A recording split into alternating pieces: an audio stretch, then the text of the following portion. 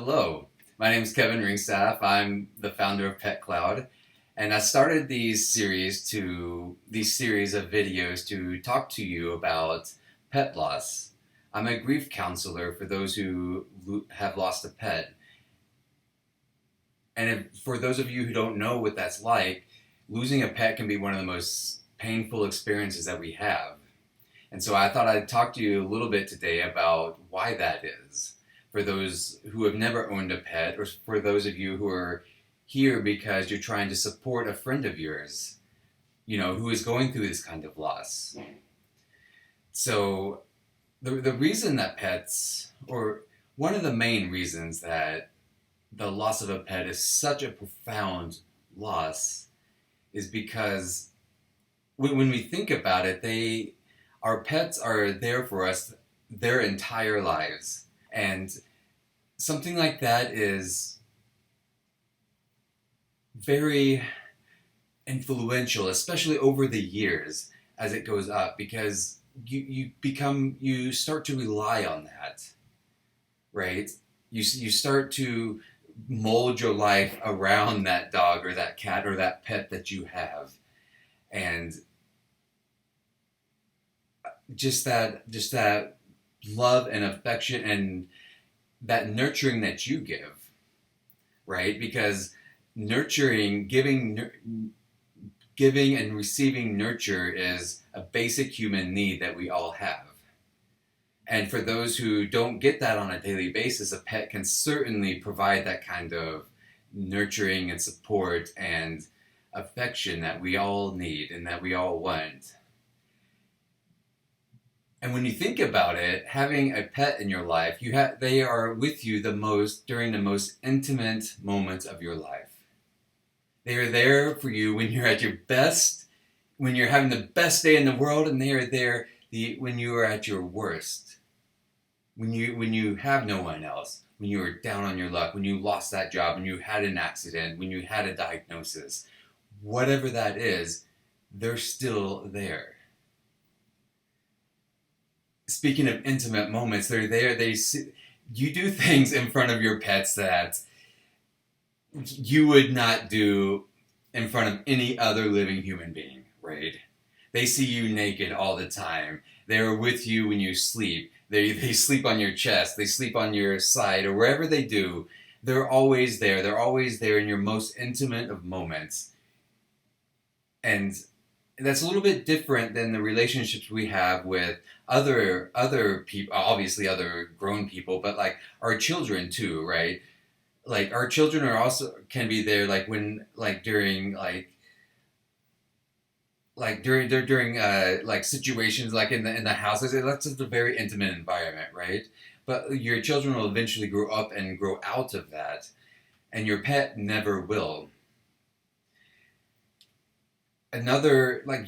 Also, like, you don't pick up your children when they're 6 and 7 years old and cuddle them anymore, but you always will do that with your pet. And that kind of affection, that bringing it up, just holding and caressing, that kind of thing, you just don't do to your grown friends, right? You don't go pick up your buddy, like go out for a beer and then pick him up, hold him in your hands, and hey, how are you doing today? Like, it's that level of intimacy that is not present in other forms of our lives.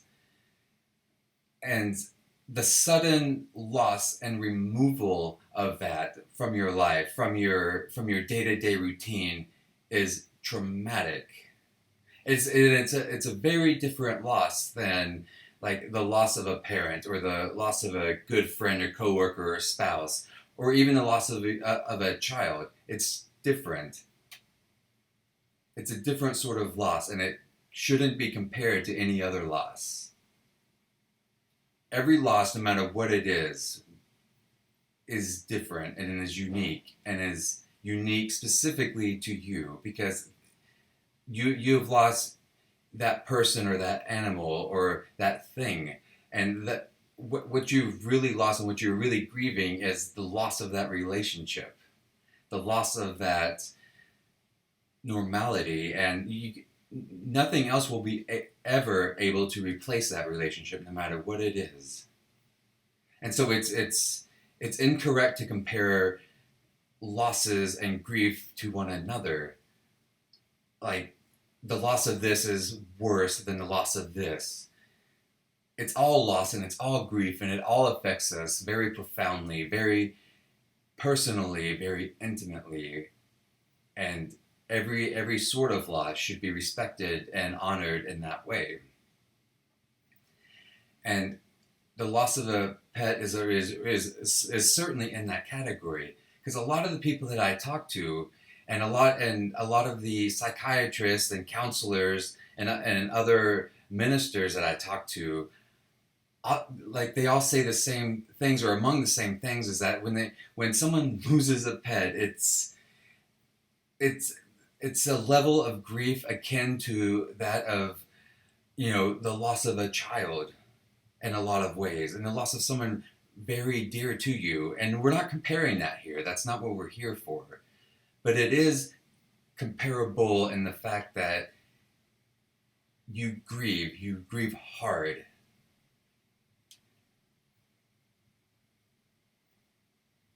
And it's a very hard thing to overcome.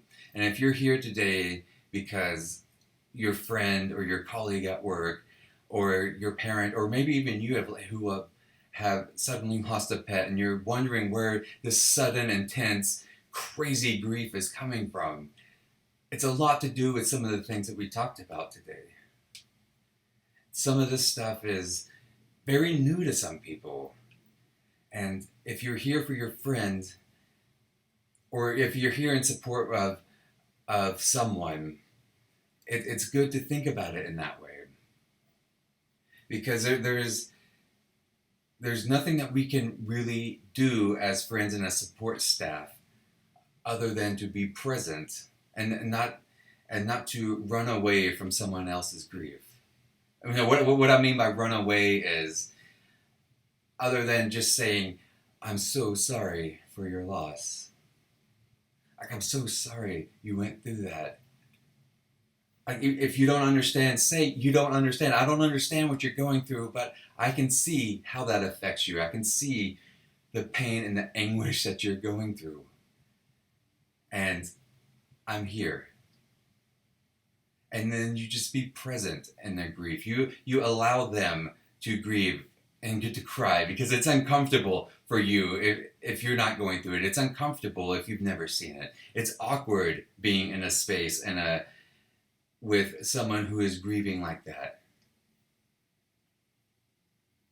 It's even more awkward for them, by the way, because they can't control. They're not thinking. They're in a different spot. They have lost. They're grieving. They're in their own head. They're in their own bucket of sorrow and loss.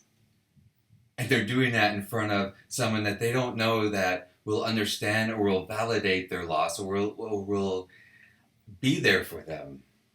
Right? It's very, for a lot of people, men in particular, it's very, like, disenfranchising, and it's very awkward being vulnerable and displaying emotion like that, because you don't know how it's going to be received. And a lot of people don't receive it that well.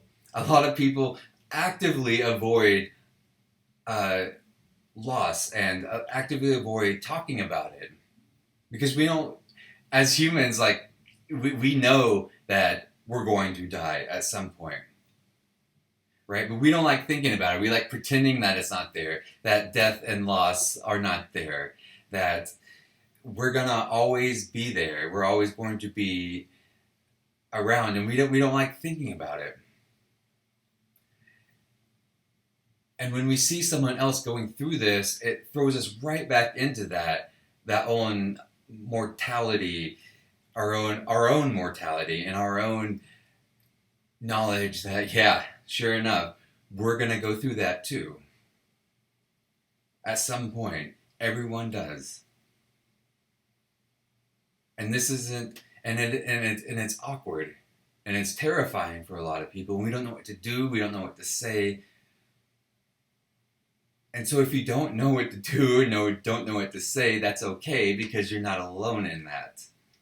There's a lot of people, in fact, most of us don't know what to do or say. And you don't have to. No one's expecting you to. Certainly not your friend who's grieving. They don't want you to say something that's going to make them feel better because it's like there's nothing you can say. And they know that.